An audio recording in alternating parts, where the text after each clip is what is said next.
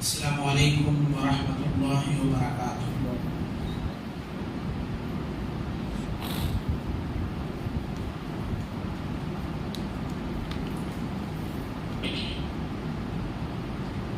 الحمد للہ رب العالمین والصلاة والسلام على سید المرسلین، اما بعد، اعوذ باللہ من الشیطان الرجیم، بسم اللہ الرحمن الرحیم۔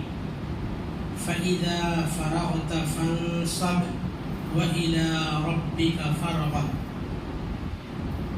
عن عبد الله بن عباس رضي الله عنهما قال قال رسول الله صلى الله عليه وسلم: اغتنم خمسا قبل خمس، شبابك قبل هرمك، وصحتك قبل سقمك، وغناك قبل فقرك، وفراغك قبل شغلك، وحياتك قبل موتك۔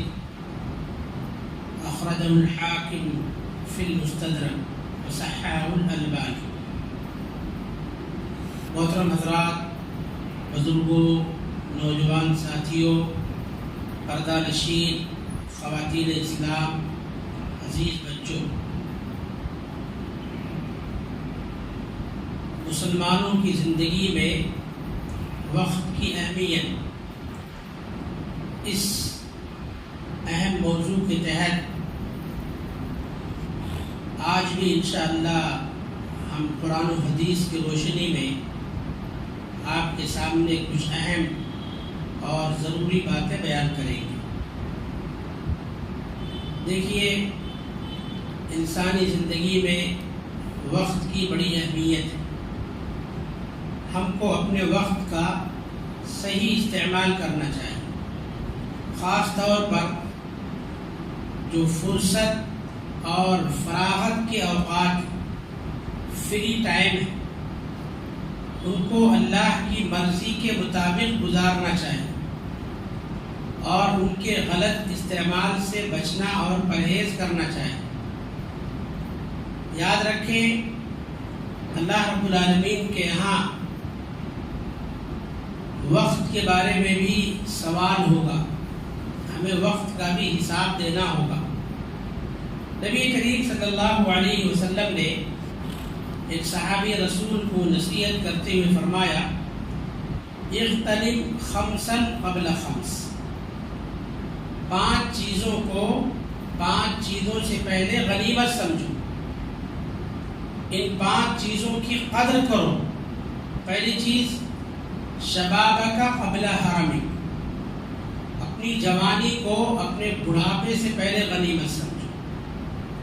جوانی میں حوصلے بلند ہوتے اور اعضاء اور قوا طاقتور ہوتے، ہر میدان میں انقلاب برپا کرنے کی صلاحیت موجود ہوتی ہے۔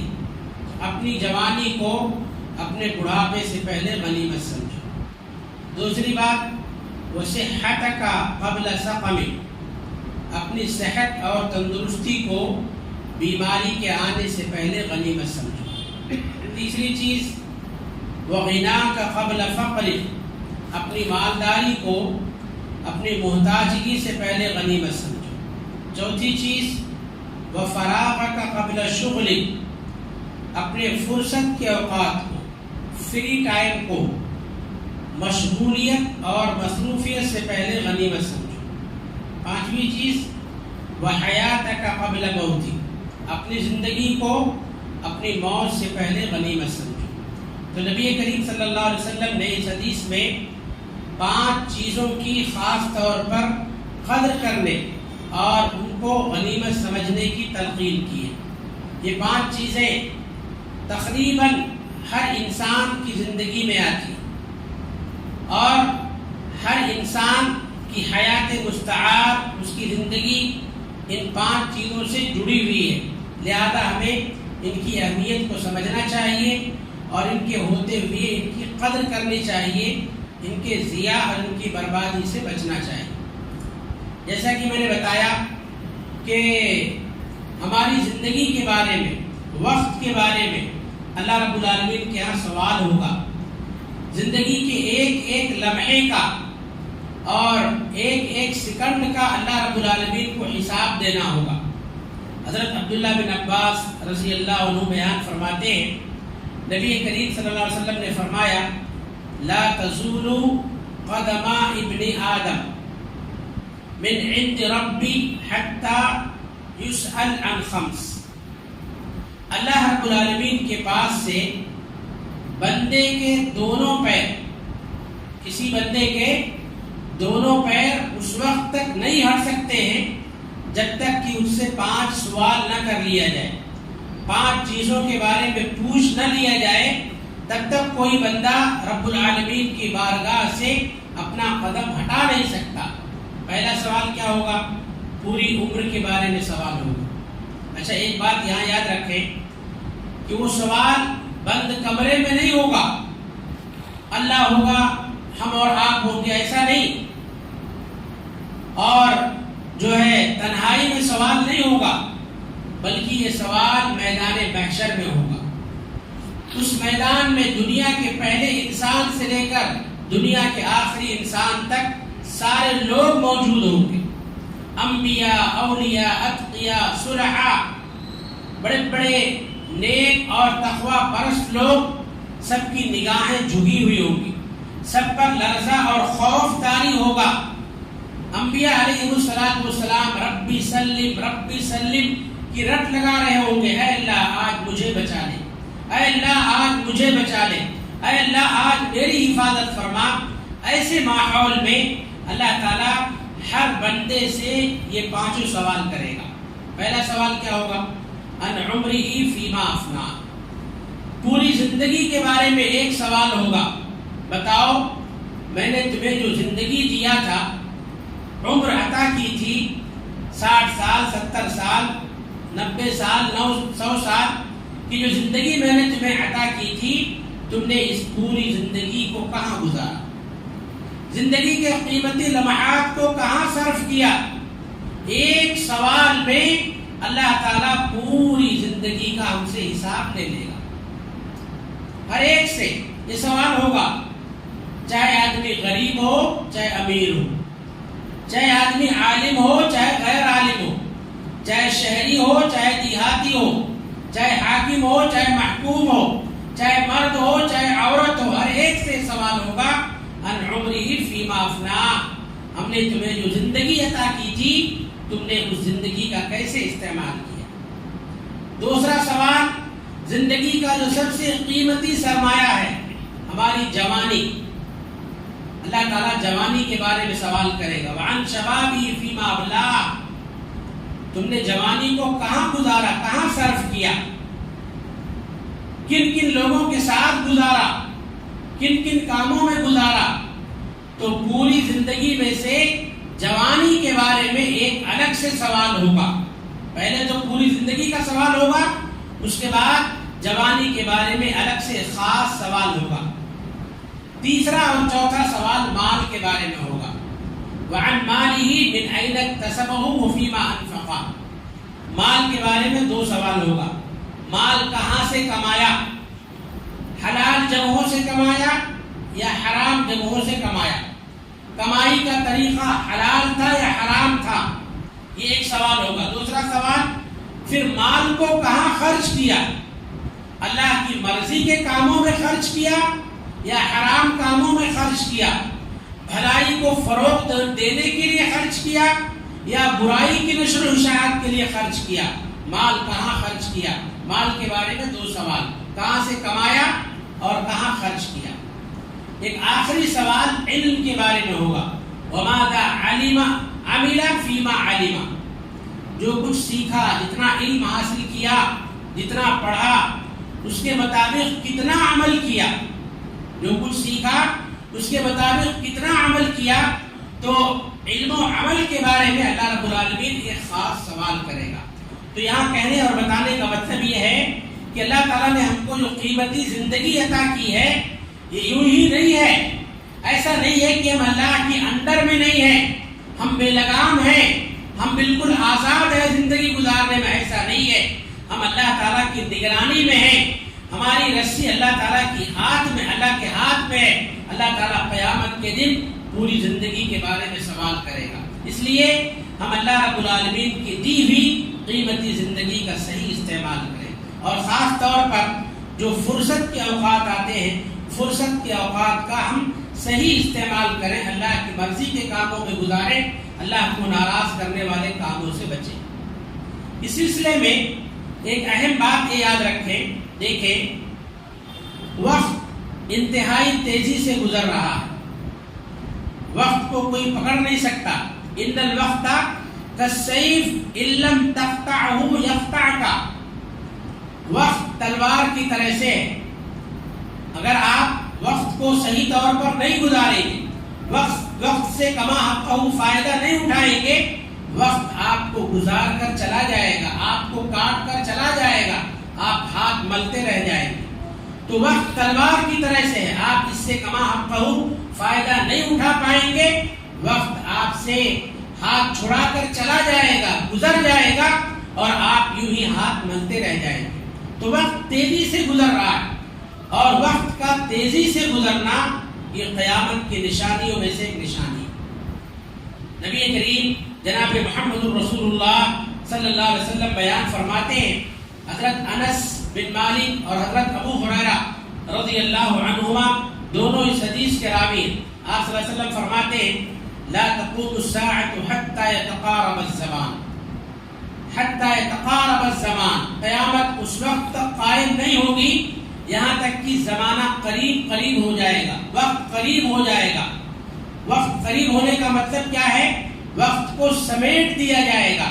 پھر آپ صلی اللہ علیہ وسلم اس کی وضاحت کرتے ہیں، فَتَكُونُ السَّنَةُ كَالشَّهْرِ، قیامت کے قریب قریب میں ایک سال ایک مہینے کے برابر ہو جائے گا، وَالشَّهْرُ كَالْجُمْعَةِ، اور ایک مہینہ ایک جمعہ یعنی ایک ہفتے کے برابر ہو جائے گا، وَتَكُونُ الْجُمْعَةُ كَالْيَوْمِ، اور ایک ہفتہ ایک دن کے برابر ہو جائے گا، وَيَكُونُ الْيَوْمُ كَالسَّاعَةِ، اور ایک دن ایک گھنٹے ایک ساعت کے برابر ہو جائے گا، وَتَكُونُ السَّاعَةُ كَالذَّرَّةِ بِالنَّارِ، اور اسی طرح سے ایک گھنٹہ آگ میں جلنے والی کھجور کی پتی کے برابر ہو جائے گا۔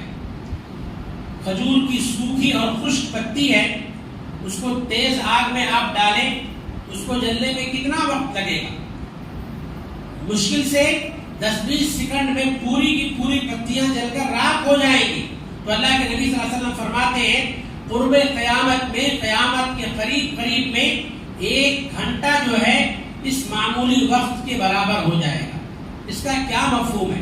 اس کا کیا مطلب ہے؟ محدثین نے اس کے بہت سارے مفاہیم بیان فرمائے ہیں، انہیں میں سے ایک اہم مفہوم اور ایک اہم مطلب یہ ہے کہ لوگوں کی بدعمالیوں کی وجہ سے، لوگوں کے گناہوں کی وجہ سے وقت کی برکت اللہ تعالیٰ اٹھا لے گا، وقت کی برکت ختم ہو جائے گی۔ جو کام پہلے لوگ ایک مہینے میں کر لیا کرتے تھے، وہی کام کرنے کے لیے ایک سال لگ جائے گا۔ جو کام پہلے لوگ ایک ہفتے میں کر لیا کرتے تھے، اسی کام کو کرنے کے لیے پورا مہینہ گزر جائے گا۔ جو کام ایک دن میں ہو جاتا تھا، اس کو کرنے کے لیے پورا ہفتہ لگ جائے گا۔ جو کام چند لمحوں میں ہو جاتا تھا، اس کو کرنے کے لیے پورا کا پورا گھنٹہ لگ جائے گا۔ آپ دیکھیے، سنڈے کو چھٹی رہتی ہے، اکثر و بیشتر لوگوں کو دیکھا جائے، غور کیا جائے، فجر سے لے کر 11-12 بجے تک کیا کام کرتے ہیں؟ غور کیجئے، اپنے اوقات پر غور کیجئے، کیا کام کرتے ہیں؟ صرف اور صرف ناشتہ۔ ناشتے کے علاوہ اور کوئی عبادت کا کام ہوتا ہے؟ کوئی اہم کام ہو پاتا ہے؟ ہر آدمی، امیر غریب، سب اپنے وقت کا جائزہ لیں تو وقت تیزی کے ساتھ گزر رہا ہے، وقت ہم کو کاٹ کر چلا جا رہا ہے، مگر ہم نادان ہیں کہ اس سے کما حقہ فائدہ حاصل نہیں کر پا رہے۔ تو اللہ کے نبی صلی اللہ علیہ وسلم نے باقاعدہ مثال دے کر سمجھایا ہے کہ قیامت کے قریب لوگوں کے گناہوں کی وجہ سے وقت کی برکت ختم ہو جائے گی، وقت یوں ہی گزرتا رہے گا، مگر لوگوں کے کام یوں ہی پینڈنگ پڑے رہیں گے، وقت کی برکت ختم ہو جائے گی۔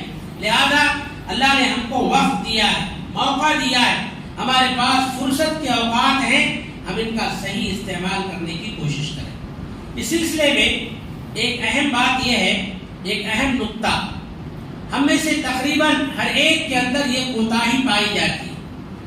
وہ بہت بڑی کوتاہی کیا ہے؟ ہم اپنے تمام کاموں کو آخری وقت تک مؤخر کرنے کی کوشش کرتے ہیں، آخری وقت پر ٹال دیتے، آخری وقت کے لیے چھوڑ دیتے۔ مثلا ہم کو کوئی پروجیکٹ ملا ہوا ہے کہ ہم کو 10 دن میں کرنا ہے، اس کام کے لیے 10 دن کا وقت ملا ہے، 10 دن کے لیے ہمیں اختیار دیا گیا، آپ 10 دن میں کبھی بھی کیجئے، 10 دن تک آپ کے لیے ٹائم ہے۔ تو ہونا تو یہ چاہیے کہ پہلے دن سے دھیرے دھیرے اس کام کا آغاز کر دیا جائے، دھیرے دھیرے کرتے رہنا چاہیے، مگر اکثر و بیشتر لوگوں کا معاملہ کیا ہے؟ اس کو آخری دن پر چھوڑ دیتے ہیں۔ اور یہ ایک کام کا معاملہ نہیں، تقریباً تمام کاموں کا یہی معاملہ ہے۔ ہم اپنے کام کو آخری وقت تک کے لیے ٹال دیتے، اس کو مؤخر کر دیتے، بعد میں دیکھا جائے گا، بعد میں کر لیں گے۔ بعد میں کرتے کرتے کیا ہوتا ہے؟ ایک ساتھ کئی کام اکٹھا ہو جاتے ہیں، ایک ساتھ کئی کام جمع ہو جاتے ہیں، اور کاموں کے ٹینشن کی وجہ سے کبھی کبھی آدمی ڈپریشن میں چلا جاتا ہے، تناؤ کا شکار ہو جاتا ہے، اس سے کوئی بھی کام صحیح ڈھنگ سے انجام نہیں ہو پاتا، اور کبھی کبھی بعض کام ہو پاتے ہیں، بعض کام نہیں ہو پاتے ہیں۔ تو یہ ہماری بہت بڑی غلطی ہے، بہت بڑی کوتاہی ہے کہ ہر کام کو اس کے آخری وقت تک مؤخر نہیں کرنا چاہیے، اس کے آخری وقت تک نہیں ٹالنا چاہیے، بلکہ جتنا وقت ملا ہے اس کام کے لیے، 10 دن کا وقت ملا ہے، تو ہر دن تھوڑا تھوڑا کام کرتے رہیں۔ ہر دن تھوڑا تھوڑا کام کریں گے تو کام کے اندر اگر کچھ کمی ہے، کچھ فالٹ ہے، تو اس کی جو ہے اصلاح بھی ہو جائے گی، اور اگر آخری وقت پر ٹال دیں گے تو کوئی بھی کام صحیح ڈھنگ سے نہیں ہو پائے گا۔ یہ بہت بڑی کوتاہی ہے، اس کو سدھارنے کی ضرورت ہے، زندگی کے تمام معاملات میں اس کی اصلاح کی ضرورت ہے۔ دیکھیے، آج کے درس کی آخری بات یا آخری پوائنٹ یہ ہے کہ اللہ تعالیٰ نے ہم کو وقت دیا، فرصت کے اوقات ہم کو ملتے، تو ہمیں ایسے اوقات میں ایسے کاموں کی طرف خاص توجہ دینی چاہیے کہ جن میں محنت کم ہو، فائدہ زیادہ ہو، دینی اعتبار سے محنت کم ہو اور فائدہ زیادہ ہو۔ ایسے چھوٹے چھوٹے کام، ایسی چھوٹی چھوٹی نیکیاں جس کے بے شمار فضائل، بے شمار فوائد اور ثمرات بیان کیے گئے ہیں، خاص طور پر فرصت کے اوقات میں ہمیں ان کاموں کی طرف خصوصی توجہ دینی چاہیے اور ان کو انجام دینے کی کوشش کرنا چاہیے۔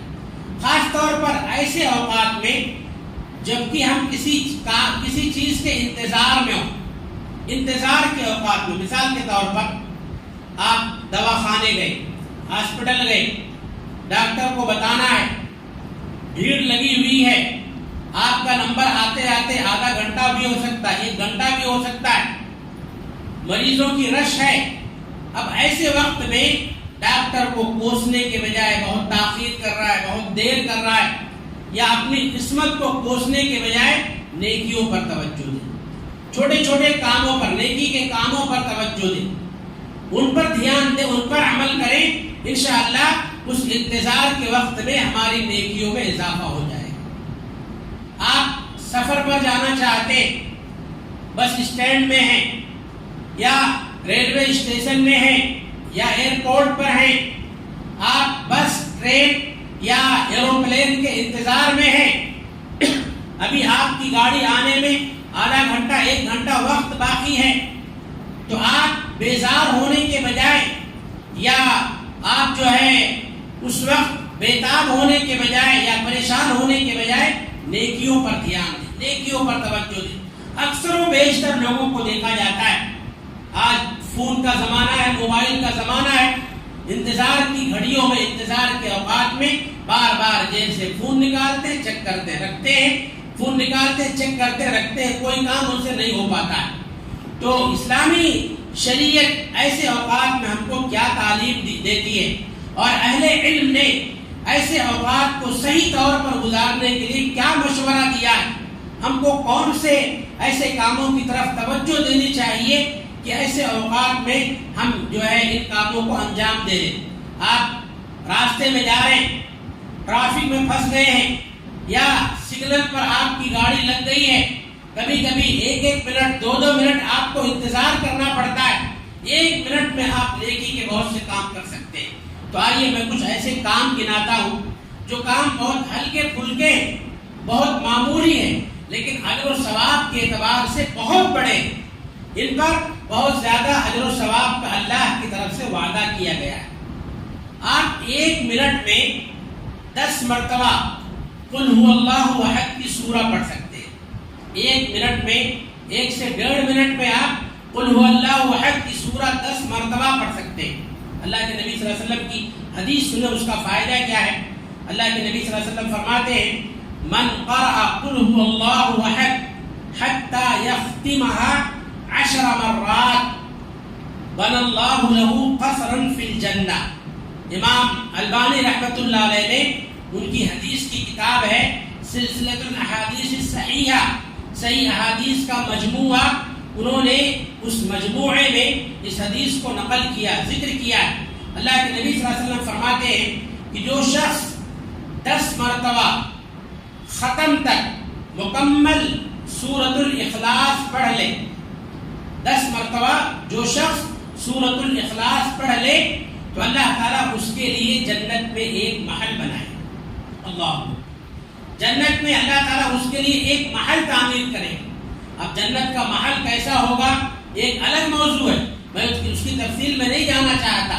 جنت کے محلوں میں 1 اینٹ سونے کی، 1 اینٹ چاندی کی ہوگی، اور اس میں جو دارا اور مسالہ استعمال کیا گیا ہوگا وہ مشک عنبر خوشبو کا ہوگا۔ آپ 10 مرتبہ سورہ اخلاص پڑھیے، آپ کے لیے انشاءاللہ ثم انشاءاللہ اللہ تعالیٰ جنت میں ایک محل تعمیر کرے گا۔ اللہ کے نبی صلی اللہ علیہ وسلم ایک اور جگہ فرماتے ہیں قل هو اللہ احد کے بارے میں کہ قل هو اللہ احد تعدل ثلث القرآن، یہ ایک سورہ 1/3 قرآن کے برابر ہے، 1/3 قرآن کے برابر ہے۔ اس میں اللہ رب العالمین کی مکمل توحید کا بیان ہے۔ اس سورہ کے اندر اللہ رب العالمین کا بڑے بہتر اور مختصر انداز میں تعارف پیش کیا گیا ہے۔ آپ انتظار کے وقت میں ہیں، آپ سورہ اخلاص پڑھتے رہیے، آپ کے نیکیوں میں اضافہ ہوتا رہے گا، اور اللہ تعالیٰ آپ کے صبر پر آپ کو اجر دے گا۔ انشاءاللہ جنت میں اللہ تعالیٰ آپ کے لیے محل تعمیر کرے گا۔ اس کے علاوہ ایک کلمہ ہے، بڑا پیارا کلمہ، سبحان اللہ و بحمدی۔ صرف سبحان اللہ و بحمدی آپ 2 سے 3 منٹ میں سبحان اللہ و بحمدی 100 مرتبہ پڑھ سکتے ہیں۔ اللہ کے نبی صلی اللہ علیہ وسلم فرماتے ہیں، صحیح بخاری کی حدیث ہے، آپ فرماتے ہیں من قال سبحان اللہ و بحمدہ فی اليوم 100 مرہ، من قال سبحان اللہ و بحمدہ فی اليوم 100 مرہ حتت عنہ خطایاہ وإن کانت مثل زبد البحر۔ آپ صلی اللہ علیہ وسلم فرماتے ہیں کہ جو شخص ایک دن میں 100 مرتبہ، کتنے مرتبہ؟ 100 مرتبہ سبحان اللہ و بحمدہ پڑھ لے تو اس کے چھوٹے چھوٹے تمام گناہ معاف ہو جاتے ہیں۔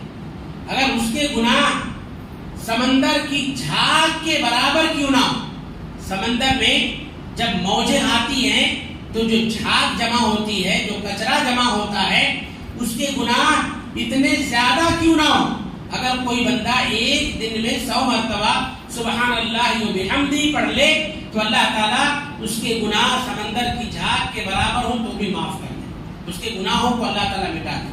سبحان اللہ و بحمدہ کا مطلب کیا ہے؟ میں اللہ کی حمد، اس کی تعریف کے ساتھ اس کی تسبیح بیان کرتا ہوں۔ اس کے علاوہ ایک بڑا مشہور کلمہ ہے، صحیح بخاری کی آخری حدیث ہے جو معروف و مشہور ہے، ہم اور آپ جانتے ہیں کون سا کلمہ ہے؟ سبحان اللہ و بحمدہ سبحان اللہ العظیم۔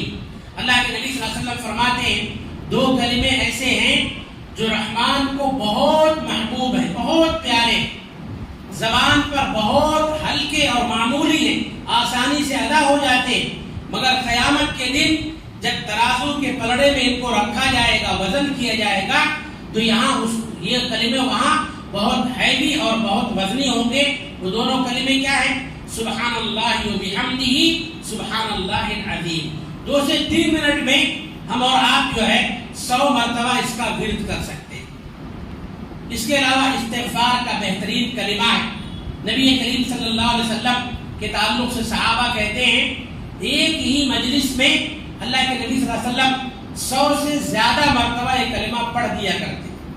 ہم صحابہ شمار کرتے تھے، کنا نعدھا برسول اللہ صلی اللہ علیہ وسلم، اللہ کے رسول صلی اللہ علیہ وسلم پڑھتے تھے، ہم شمار کرتے تھے، گنتے تھے، ایک ہی مجلس میں 100 سے زیادہ مرتبہ اللہ کے نبی صلی اللہ علیہ وسلم یہ کلمہ پڑھ دیا کرتے تھے۔ رب اغفر لی وتب علی انک انت التواب الرحیم۔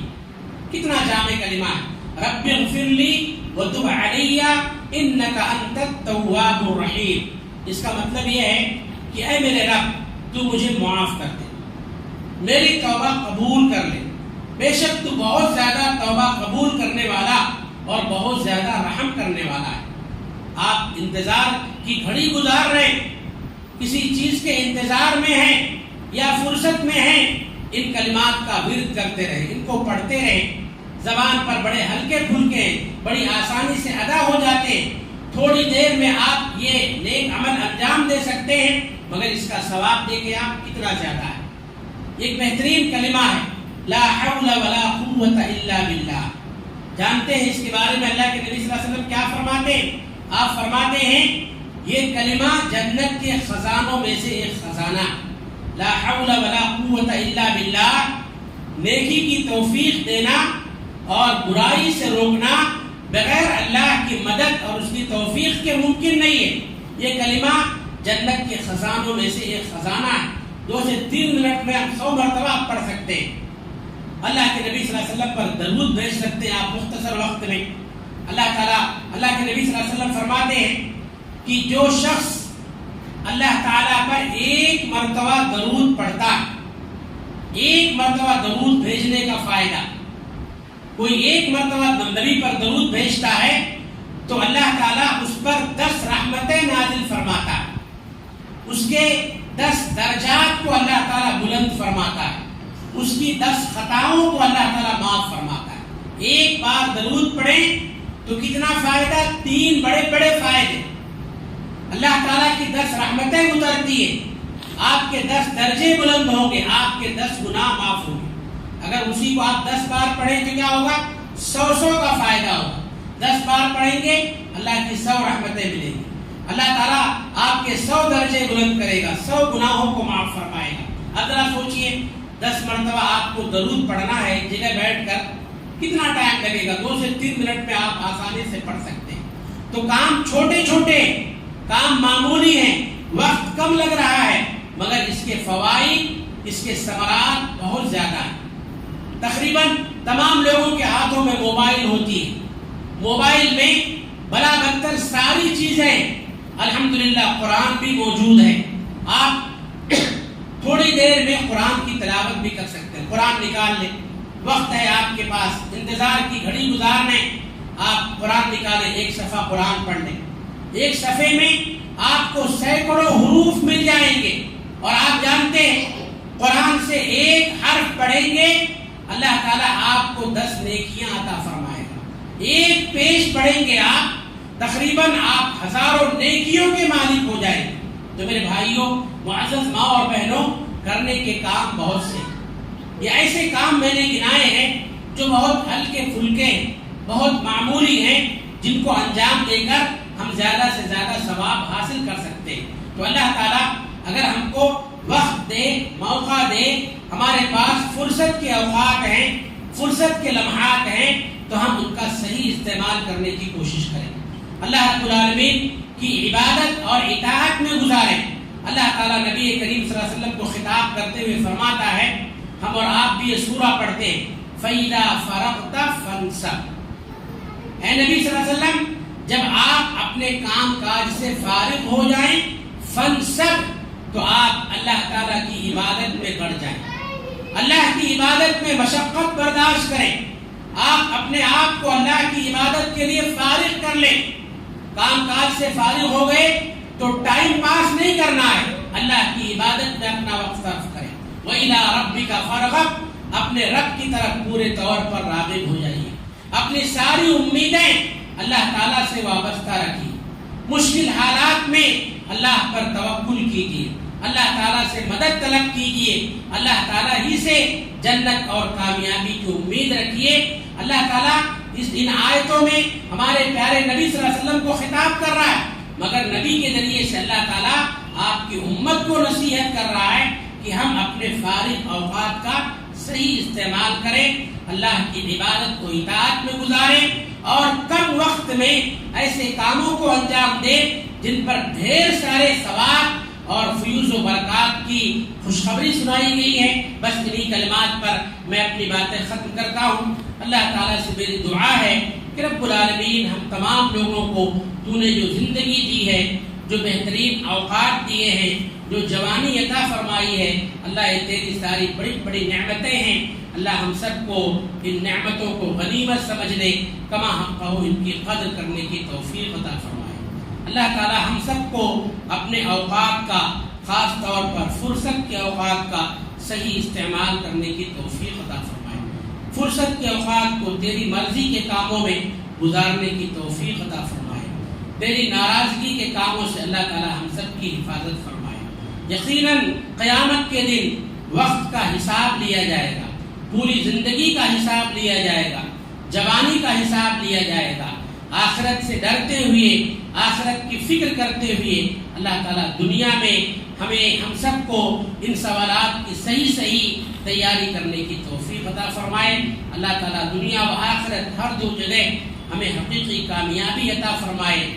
ذلت، بے عزتی، رسوائی سے اللہ تعالیٰ ہم تمام لوگوں کی حفاظت فرمائے اور ہماری اس مجلس کو اللہ تعالیٰ ہم سب کے لیے دنیا و آخرت میں نجات اور کامیابی کا ذریعہ بنائے. آمین ثم آمین. اقول قولی ھذا استغفر اللہ لی ولکم ولسائر المسلمین فاستغفروه انه هو الغفور الرحیم. وآخر دعوانا الحمد للہ رب العالمین. السلام علیکم ورحمۃ اللہ وبرکاتہ.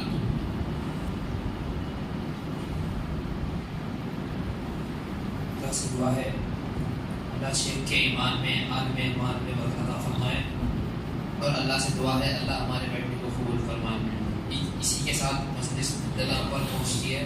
سبحانک اللہم و بحمدک اشہد ان لا الہ الا انت استغفرک و اتوب